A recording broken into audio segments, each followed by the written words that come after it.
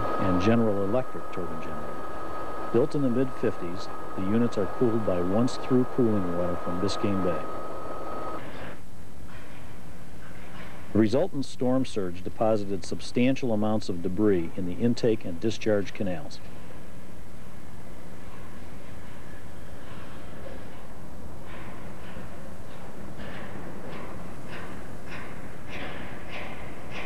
The turbine gantry crane was torn free from its tie-downs, twisted in the wind, toppled off its tracks, and crashed into adjacent equipment.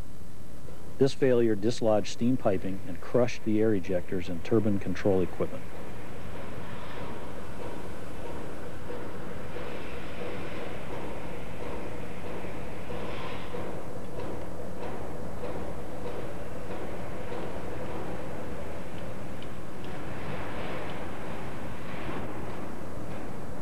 Cable trays in the open areas were torn free of their supports.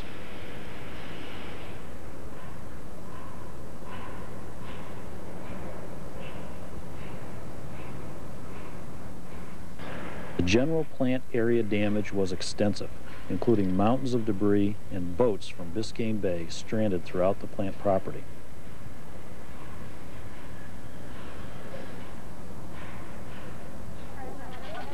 Many plant employees lost their homes. FPL established relief efforts including food, water, shelter, and other necessities for impacted workers and their families.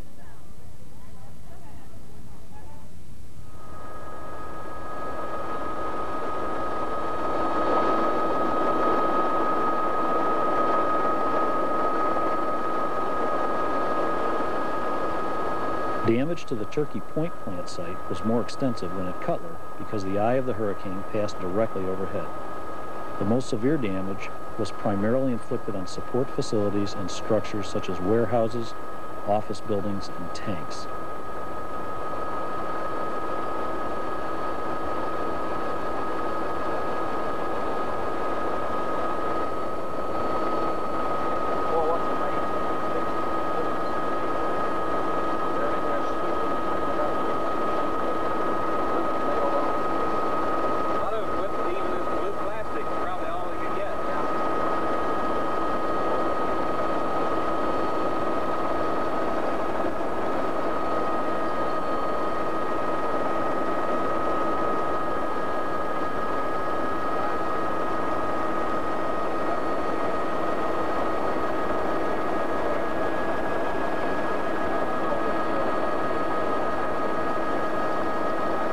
The Turkey Point plant includes 4 units, 2 oil and gas-fired fossil units rated at 367 megawatts each, with Foster Wheeler boilers and Westinghouse turbine generators built in 1965, and 2 Westinghouse nuclear plants rated at 666 megawatts each, built in 1973. Cooling water for all 4 units is provided by a closed canal system on the plant property.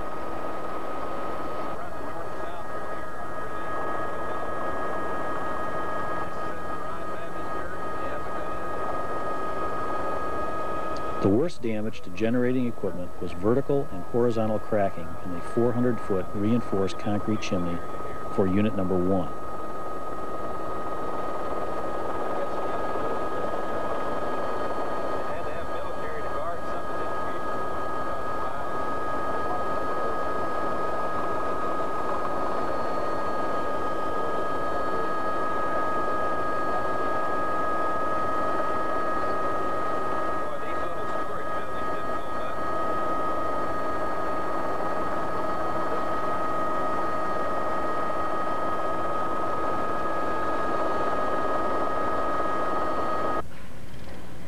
The unit number 1 fuel oil metering tank was punctured by a wind-generated missile, releasing a portion of its contents. This tank holds 500,000 gallons of number 6 fuel oil. The missile penetration occurred about 1/3 of the way down from the top, spilling the contents into the tank catchment area. The 140-mile-per-hour winds picked up the spilled oil and sprayed it over an extensive area of the plant site, including the nuclear units. The plant is serviced by 3 separate raw water tanks, 2 500,000-gallon tanks at grade, and an elevated 100,000-gallon high tower tank, 150 feet above grade. The elevated high tower collapsed during the storm. In addition, one of the grade level tanks was demolished and moved off of its foundation into the fossil plant intake canal. The worst damage occurred to the various warehouses. They were almost exclusively prefabricated metal buildings. In some cases, the buildings were completely destroyed.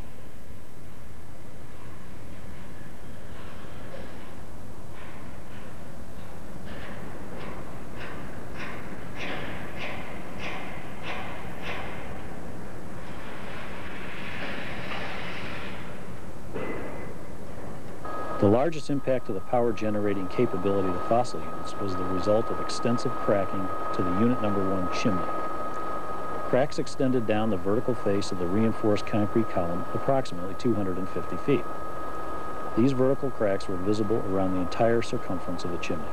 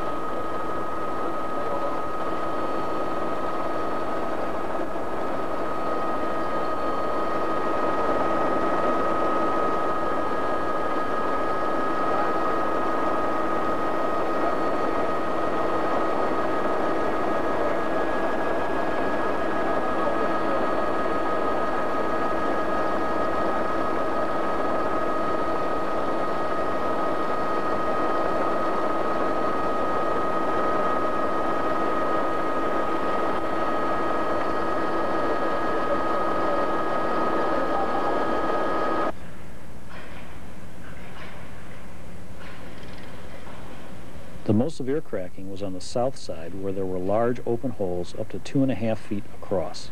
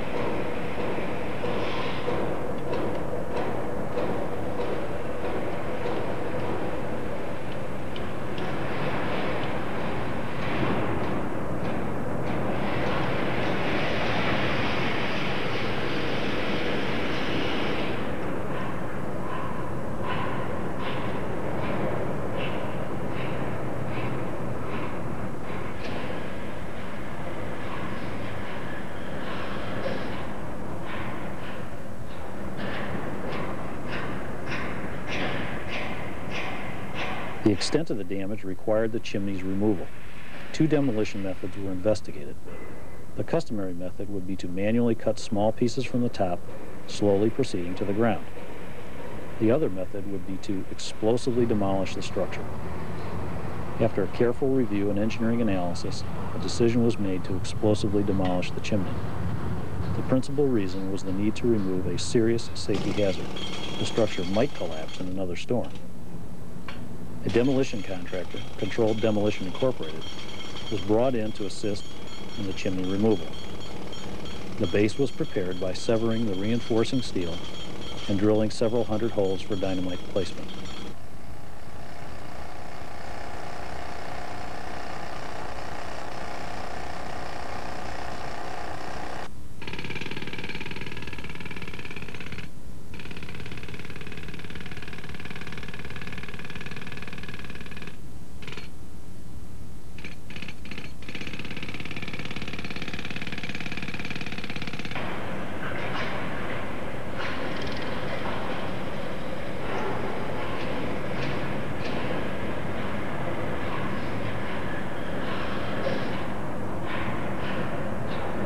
I'm standing on the back side of the Unit 1 chimney. All of the holes have been grouted up on this side to make sure that we maintain the compressive strength. Along the bottom side, they have already exposed the reinforcing steel. Some of the steel has already been cut this will be, all the reinforcing steel for 15 feet will be cut on the back side prior to detonation.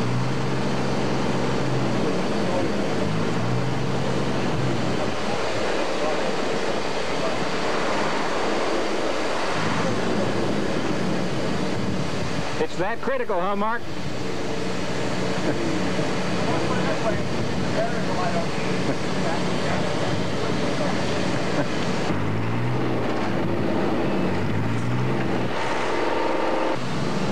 The apex of the wedge, and it's not very far, I would say approximately 7 or 8 feet back to the point where the rebar will be cut on the back side of the chimney. I think he's given the 5-minute mark now, and they're walking away from the wind instruments and heading back to the detonation command center. Upon detonation, the concrete base on the side facing the drop zone was explosively removed, ensuring the column would fall under its own weight.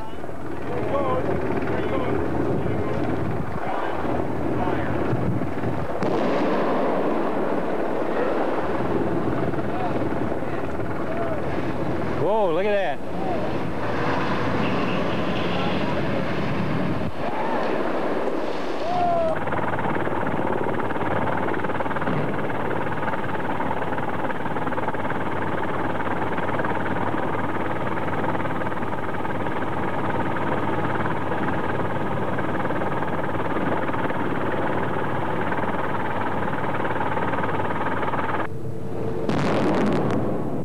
Demolition was completely successful. All parts of the chimney fell within the expected safe drop zone.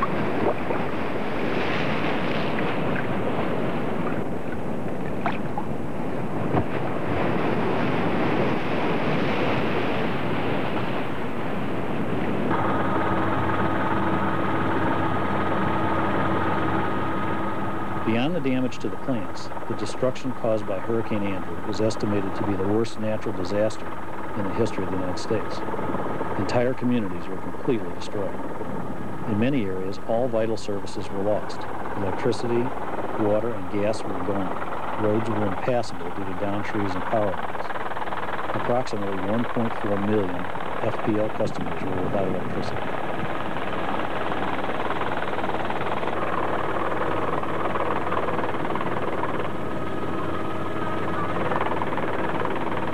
As many as 2,000 transmission poles and 30,000 distribution poles needed replacement.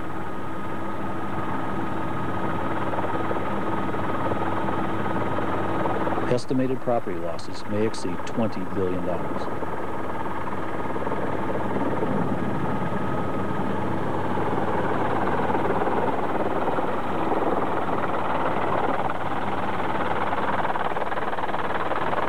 Assistance for the 250,000 homeless people exceeded all capabilities of normal relief agencies. The magnitude of the needed relief effort forced the federal government to go to the unprecedented length of sending in the U.S. Armed Forces.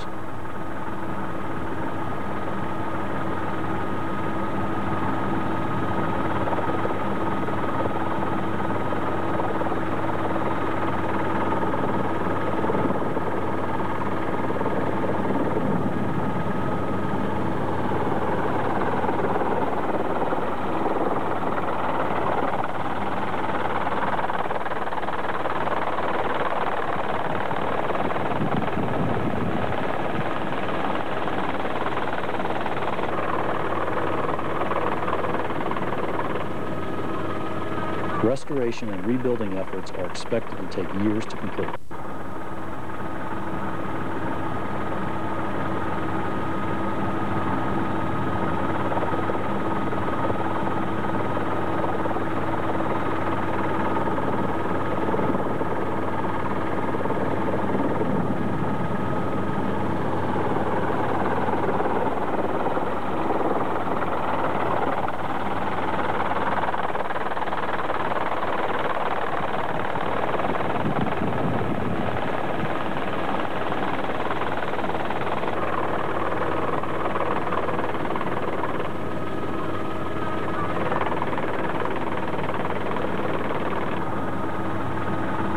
The fury of Hurricane Andrew will likely be felt for decades.